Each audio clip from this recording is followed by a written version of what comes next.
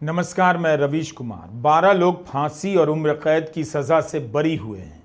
करीब 19 साल तक बिना जमानत के जेल में रहने के बाद बरी होने की खुशी क्या वाकई इंसाफ की जीत हो सकती है, या सिर्फ चांस की बात है कि इनका केस किसी ऐसे जज की नज़र से गुजर गया जिनकी नज़र में इंसाफ से बड़ा कुछ भी नहीं।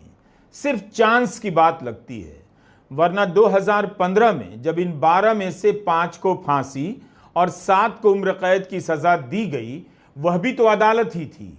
आतंकवादी मामलों में सुनवाई के लिए अलग से बनाई गई विशेष अदालत, जिसे मकोका कोर्ट कहते हैं। 8 साल तक वहां ट्रायल चली मकोका कोर्ट में।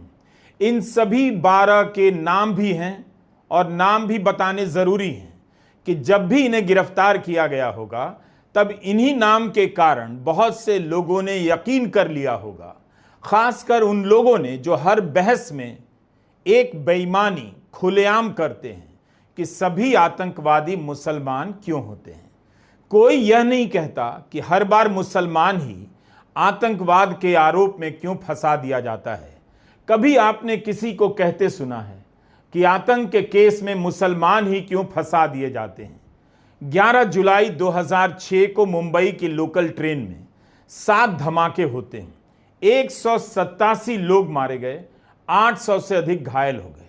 उन्हें इंसाफ तो नहीं मिला, लेकिन इंसाफ के नाम पर किसी का गला घोंट दिया गया। क्या इस वजह से कि 12 लोग मुसलमान थे?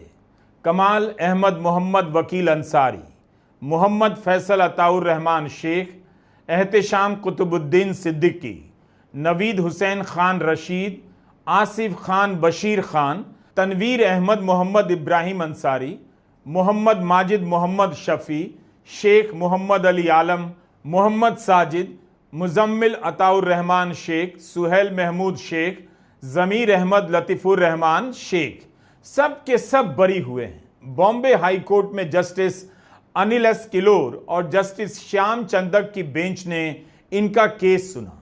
मकोका कोर्ट के फैसले को बॉम्बे हाई कोर्ट में चुनौती दी गई।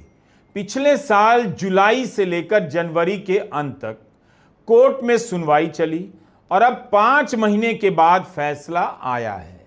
बॉम्बे हाई कोर्ट की इस बेंच ने केस को कितनी गंभीरता से सुना होगा, आप इस बात से अंदाजा लगा सकते हैं कि 75 बार बेंच की बैठक हुई। इतना मौका दिया बॉम्बे हाई कोर्ट ने महाराष्ट्र की एटीएस को, और जो फैसला आया वही अपने आप में 670 से अधिक पन्नों का है। इस मामले में 250 गवाहों को सुना गया। 92 गवाह बचाव पक्ष की तरफ से पेश किए गए। 169 खंडों में इन मामलों के दस्तावेज हैं जिन्हें पढ़ा गया। मकोका कोर्ट ने आखिर क्या देखा कि फांसी की सजा सुना दी, और फांसी की सजा भी 2000 पन्नों में लिखी गई है। 9 साल तक मकोका कोर्ट ने सुनवाई के बाद फांसी की सजा दी। बॉम्बे हाई कोर्ट का यह फैसला न्यायिक प्रक्रिया पर कितने गंभीर सवाल खड़े करता है। करीब 19 साल तक जेल में रहना पड़ा है इन 12 को। आप यकीन करेंगे, 44,500 पन्नों के दस्तावेज जुटाए गए और एक भी काम का सबूत नहीं मिला जिससे इन 12 का अपराध साबित किया जा सके। एक भी नहीं। तो क्या पुलिस बैठकर किसी बेकसूर को जेल में डालकर 44,500 पन्नों के दस्तावेज तैयार करने में लगी थी? इसी प्रक्रिया पर अलग से किताब लिखी जानी चाहिए या फिल्म बननी चाहिए कि 12 मुसलमानों को जेल में डालकर कैसे सबूत ना होते हुए भी पुलिस केस बनाने के लिए 44,500 पन्नों के दस्तावेज जमा करती है और उनमें से एक भी काम लायक सबूत नहीं निकलता जिससे इनमें से किसी एक का भी दोष साबित हो। सभी 12 के 12 बरी हो जाते हैं। कोर्ट ने कहा है, बॉम्बे हाई कोर्ट ने, एक भी सबूत ऐसा नहीं था जो यह संतुष्ट करता हो कि 2006 के बम धमाकों में इनमें से किसी की भी भूमिका थी। क्या इतना आसान है किसी को उठाकर आतंक के केस में 18 साल 19 साल तक जेल में डाल देना, सजा से पहले उन्हें आतंकवादी बना देना? आगे बढ़ने से पहले हम उन वकीलों के नाम लेना चाहते हैं जिन्होंने इस केस को लड़ा है। आसान नहीं होगा इनके लिए। इनमें से कई ऐसे हैं जो अपनी वकालत में इसी तरह के केस लड़ते रहे हैं और आगे भी लड़ते रहेंगे। हाईकोर्ट के retired chief justice S Muralidhar, Nitya Ramakrishnan, S Nagamuthu, Yug Mohit Chaudhary, पायोशी Roy, गौरव भवनानी, आदित्य मेहता, हसन निजामी, स्तुति रॉय, इशरत अली खान। आतंक के मामलों में जनता के बीच माहौल बनाया जाता है, सांप्रदायिक बातों से उसका खून गर्म कर दिया जाता है, वकील पीछे हट जाते हैं, फरमान देने आ जाते हैं, इनका केस कोई नहीं लड़ेगा। दोष साबित होने से पहले ही आतंकवादी करार दिए जाते हैं। ऐसे माहौल का दबाव बन जाता है और इस तरह से बनता है कि वकील भी सामने नहीं आते। आप उस वक्त जरा सा संदेह जता दें तो दुनिया आपके खिलाफ हो जाती है। गोदी मीडिया आपको आतंकवादी, देशद्रोही साबित कर देगा। उस माहौल से लड़ते हुए भी युग मोहित चौधरी और नित्या रामकृष्णन जैसे वकील किसी की आवाज बनने के लिए आगे आते हैं। एस मुरलीधर ओडिशा हाईकोर्ट के चीफ जस्टिस थे, दिल्ली हाईकोर्ट में जज रहे, तब भी इसी के लिए जाने गए और रिटायर होने के बाद भी इंसाफ की सबसे मुश्किल लड़ाई अपने लिए चुनते हैं। 1 अक्टूबर 2006 की इस रिपोर्ट को दिखाना चाहता हूं। पीटीआई के हवाले से बिजनेस स्टैंडर्ड में छपी है। उस समय के Mumbai police commissioner A N Roy बयान है कि जिन 15 में से 12 को गिरफ्तार किया है, उनकी सीधी भूमिका हमने स्टैब्लिश कर दी है। एएन रॉय ने तब कहा था, the probe was a beautiful piece of highly professional investigation. Hindi में बता देता हूं, पुलिस की जांच उच्च स्तरीय पेशेवर जांच का एक खूबसूरत उदाहरण है। बताइए, मुंबई का पुलिस कमिश्नर यह बात कह रहा है। कितनी सफाई से इन पदों पर बैठे लोग झूठ बोल जाते हैं और किसी की जिंदगी को सूली पर चढ़ा देते हैं। आज उस खूबसूरत पेशेवर जांच के खूबसूरत नमूने का हम सब हश्र देख रहे हैं। फैसल शेख, एहतेशाम सिद्दीकी और कमाल अंसारी का नाम लेकर एएन रॉय ने कहा था, ये तीनों प्राइज कैचेस हैं, यानी सबसे बड़ी गिरफ्तारी है। इन्हें क्रैक करना बहुत मुश्किल था क्योंकि इन्हें पाकिस्तान में ट्रेनिंग मिली थी। इस तरह की ट्रेनिंग मिली थी कि जांच करने वालों को कैसे गुमराह करना है, उनकी बातों को घुमा फिराकर जवाब देना है। सिमी, लश्कर तैयबा से लेकर आईएसआई सबका नाम लिया गया और यह भी कहा गया कि पाकिस्तान के बहावलपुर में इनकी ट्रेनिंग हुई है। मोहम्मद माजिद के बारे में कहा गया कि लश्कर तैयबा ने ट्रेनिंग दी। कमाल अंसारी को बिहार के मधुबनी से गिरफ्तार किया गया। इतनी सारी बातें एक पुलिस कमिश्नर स्तर का अधिकारी मीडिया के सामने बता रहा है। 7 धमाकों के असर में मुंबई से लेकर पूरा देश बदहवास हो गया था।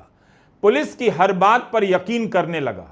लेकिन यह पुलिस कैसी है कि किसी को कहीं से पकड़ कर ले आती है और एक सबूत नहीं पेश कर पाई। हम इस पुलिस पर इतना भरोसा करते हैं कि इसकी गिरफ्तारियों और गिरफ्तार किए गए लोगों के नाम और धर्म को लेकर आपस में लड़ने लग जाते हैं। जो पुलिस 19 साल तक किसी को जेल में रखकर एक ढंग का सबूत पेश नहीं कर पाई, इसी लेवल के चालाक अधिकारी होते हैं अक्सर, जिनकी बात पर media breaking news, exclusive news के नाम पर दिखाता है, चलाता है। किस बात के लिए मुंबई पुलिस की इतनी तारीफ होती है? क्या इसी के लिए कि 44,500 पन्नों का दस्तावेज तैयार करें, किसी को 19 साल तक बिना जमानत के जेल में रखें और एक सबूत ना पेश कर पाएं जिससे अदालत को लगे कि इनका दोष है, इनकी भूमिका है। मुंबई बम धमाकों के आरोप में 19 साल तक जिन 12 लोगों को जेलों में बंद रखा गया, इनमें से कोई इंजीनियर है, कोई डॉक्टर है, किसी की दुकान थी, किसी का परिवार था। इन सब की जिंदगी तबाह हो गई। इन 19 वर्षों में इन आतंकी हमलों को लेकर भारत की राजनीति कितनी बदल गई। लोगों का गुस्सा भड़काया गया। फर्जी कहानियों को लेकर फिल्में बनाई गईं। अच्छे अच्छे अभिनेताओं ने उन स्क्रिप्ट पर यकीन किया और लोगों को फिल्में देखकर लगा बहुत हो गया, देश में बदलाव चाहिए।